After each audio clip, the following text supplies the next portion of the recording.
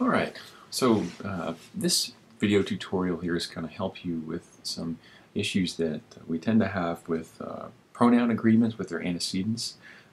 Those are the words that they take the place of in sentences. And also we're going to look at how we kind of deal with pronoun references, trying to be sure that it's clear to the reader what the pronoun is taking the place of. And these are just common things that we need to be sure we pay attention to when we're writing and when we're using pronouns in sentences here. So this is just sort of like a video sort of cheat sheet, if you will, or a cheat video. I guess maybe that's not the right term, but you get the idea. So we're going to go through this real quick, and hopefully this will answer some of your questions about how we kind of deal with some common issues that we have with pronouns. And if you have any questions about anything, don't hesitate to ask during class, or shoot me an email, post something in discussion forum on D2L. You can come by during office hours, or you can ask one of your TAs. Really, anything at all. Any question you have, I'll be happy to help regarding this issue or anything else. So let's take a look, and give me a quick second to bring my slides up. We know that you've always wanted to know about pronoun agreement, unclear pronoun references, etc. So this is just going to make all your wildest pronoun dreams come true. And tell you, it's just my distinct honor to be able to present this for you. All right, so as you haven't noticed, I do kind of like joke around a little bit. Kind of makes the material, which can be kind of dry. Hopefully, it makes it a little lighter. I don't know if it does or not necessarily. But anyway, I try. So let's go into these things here, and hopefully this will we'll kind of hit some of the big questions that we tend to have over these. Pronouns in general, just as we know, they just take the place of a noun or another pronoun in a sentence. And of course, what they take the place of is what's called an antecedent, which is best if it comes before, obviously, the pronoun that it takes the place of, so that way we know what the pronoun's referring back to. Okay, and really, pronouns can be quite useful. We use them all the time. They're great for taking the place of nouns or pronouns, other things like that that might have long names. Something they could using these pronouns can kind of make our writing a little more succinct and help us, say a lot with fewer words, which is of course what we like to do as communicators. All right, so moving on here, this is kind of one of the big ways that we tend to get confused regarding pronoun agreement. It has to do with basically the number of the pronoun, with the singular, plural, and verbs. So as you know, pronouns can be the subjects of sentences, but they have to agree with the verbs that accompany them, just like a regular subject does. And usually this really only gets confusing when we deal with indefinite pronouns that can confuse people. And when I say indefinite pronouns, it's just a fancy word really for words like another, anybody, something, someone, nobody, no one, nothing, etc. I've got them listed here. There's a longer list in your textbook. So this is from the Making the Parts Agree chapter of your textbook in chapter 5. And so these pronouns can be either plural or singular depending on the sentence's meaning. These really throw people off. All, any, each, more, most, none, plenty, some, and such. Okay? And just as the big one that we're confused about is often none. And just keep in mind that none basically means not one. Okay, and in most of the uses that we're going to that we'll see. Here's an example. None of the students has studied for the exam. This is we're using, of course, the singular form of to have here, has, and we're tempted to make has have because students, of course, is plural, more than one student there, but really what the subject is not one of the students. So we're saying that not one of the students has studied. And that's why we need this to be singular, because we're talking about not one. And it's confusing, and it may sound strange to our ears when we read it out loud to ourselves, but this is just one of those little rules for this class that we'll need to just be sure we're practicing and remembering. Probably 90% of this class is memorization. The rest is, well, maybe half the class is memorization, let's say that, and the other half of the class is just following directions. And this is, remembering little things like this is what will help you. All right, so why not have? Because we mean not one, okay? And now each we need to remember, is singular, and just as is either or neither when used by themselves. So, for example, each student has come to class prepared. Okay? Even though we're talking about students in a group, and we mean each one of those students. So whenever you see each, you need to think one. Okay? That's why it's has and not have. Even if we see something that says each of the students has come to class prepared, it would be has and not have. Okay? All right, so another thing that can kind of throw us off here is how pronoun agreement relates to its antecedents here. And largely these have to do with collective nouns. And one thing you'll want to remember, of course, is that pronouns agree with their antecedents in three ways: gender, number, and person. Okay, and by person I mean first person, second person, third person, etc. Of course, you'll recall from different points in the lecture that we tend to prefer third person in communications. So, all right, easy enough. The deal, like we said earlier, that confuses us is when a pronoun has to agree with a noun that is an uncountable noun, as your book calls it, or a collective noun, and also some of these indefinite pronouns that can throw us off. And usually this has to do with when we're confusing these large entities, like a company or a team, which is made up of many smaller things, and treat those as plural, those entities, when in fact they're usually singular. Okay? So your textbook has some great examples of these problems. We've also, there are a bunch in the workbook as well. You want to review those and practice them. Well, I want to work a couple of big examples though for you here real quick. So I want you to tell me, or at least work through this. You can't obviously tell me, this is a video, but let's take this out here and tell me, or kind of see for yourself here, what's wrong with this sentence. The company announced Friday it will lay off more than 200 workers. So here, the subject is company. It's making an announcement that it's going to lay off more than 200 workers here. So what's wrong with this, other fact that there's no period apparently there. What is wrong with this sentence? With this, you'll see, check out this pronoun here that I bolded, it. What do you think might be wrong with that?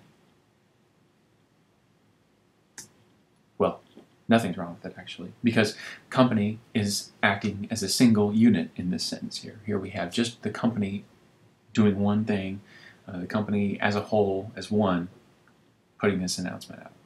Okay?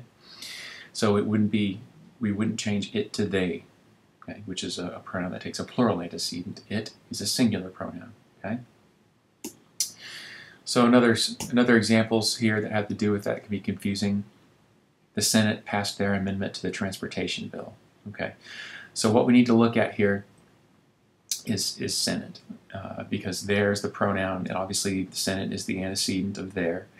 How many is Senate? Well, we're talking about one body here. It's made up of a lot of folks, obviously, in the Senate, but the Senate here is in this instance, the Senate here is acting as it's fulfilling its role to pass legislation. Okay, so it's acting as one body. Okay, now if the Senate, if the individual members of the Senate were taking action, then it would become plural. Okay, and that's a little confusing when it comes down to the writing side of it, and it can get a little awkward. But in this instance here, we just have the Senate acting as a whole unit here, as one, to pass this amendment to the transportation bill. Okay. So it's singular. So that what would we do with there? Okay, we've established that Senate is singular. We're going to change there to its ITS, and of course it's not IT apostrophe S, right? Because that is the contraction. It is, right? And its is the we're making the possessive version there of it, right? Okay, so we sure don't want to be confused about that. And of course, if you have any questions about it, just let me know. This is just one of those things that throws us a lot because we're dealing with, again, these singular units that are made up of many smaller units, and we tend to want to treat them as plural when in fact they're usually singular. Okay. All right, some more examples. I know you wanted more examples here. This is no doubt the most fun you've ever had. So let's take a look at this one right here. The teacher took up the homework assignments done by each student in their class. So what would we do here? Let's think about that for a second. We have a tendency to want to use the pronoun there when we are not sure of the gender of the antecedent. Here we don't say female teacher or male teacher, right? So it's confusing. I mean, so would we use his or her? We don't know, right? And so we want to say there. Well, the problem is that there, like we talked about earlier, takes a plural antecedent, okay? And teacher is singular. So this isn't necessarily the least awkward way to fix this sentence. Okay? But we want to remember that we just don't use there when we're not sure of the antecedent's gender. There is only for when we have a plural antecedent. Okay? So instead we're going to substitute his or her in for there. So his or her, the exact phrase, his or her. It's going to be a little longer than it needs to be. But that's just the way you fix that. Another way would be to simply rewrite the sentence to where you don't have to use those three words here. But that's basically what you how you fix that. Okay. All right. So pronoun references. Sometimes we can get into trouble here when it's not clear what the pronoun is taking the place of in the sentence, and we can see then how that would be confusing for the reader if they don't know what our pronouns are referring back to, right? So, and the way we fix this generally is that we need to be sure that our antecedents come before the pronouns themselves. So, and we also need to be sure that there might not be some confusion. Say if there's, for example, several possible antecedents that come before the pronoun in question, we'll want to be sure that there's no confusion if there might be a couple of possible antecedents appearing before it. So let me know if that doesn't make sense, but generally what we want to be sure is that just be sure we have these antecedents preceding the pronoun. So let's take a look at this one here, this example. Bill's father took a job at the plant when he was 15. So what's the problem there? Take a look at that. How many antecedents do we have? Okay. We have the pronoun he. Does it refer to Bill or does it refer to Bill's father? We don't know, do we? Because it could be either one, right? Bill could have taken the job when Bill was 15, or Bill's father could have taken it when Bill was 15, or Bill's father could have taken the job when Bill's father was 15, right? So that's the problem there with that sentence. And the way we typically fix it would be something like, when Bill's father was 15, he took a job at the plant. Well, of course, it depends on what we originally meant to say, but this is just how we would fix it if this was the actual meaning of the sentence here. Okay. So here it's clear that we're talking about Bill's father, and there's not any sort of confusion with the reader who we're talking about, right? What about this one? He bought the car when he was 50, Bill said, which made his wife angry. Okay, so the problem with this is, let's look at the pronoun he, okay? And we have several usages of he there, and then we also have his. Is that appearing before the antecedent?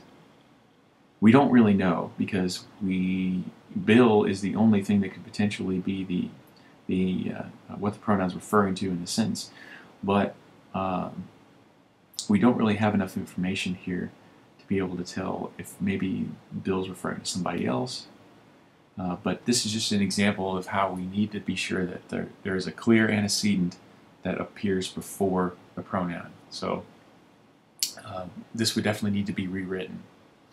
And this is just, like I said, just an example of how this confusion can take place if there's no clear antecedent that appears before the pronoun itself, not even one.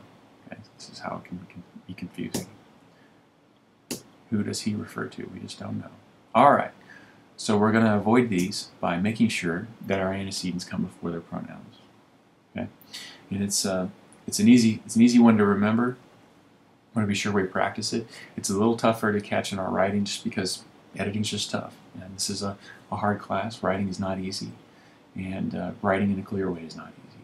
The only thing that really helps with that is just this memorization, and then applying what you've learned and practicing it, and not getting too discouraged when we mess up. It took me, tons and tons and tons of time to finally get to where I felt like my writing was decent. And it's just something you just have to be patient. Make sure you just keep at it. So make sure there are no other possible antecedents that could potentially confuse the reader.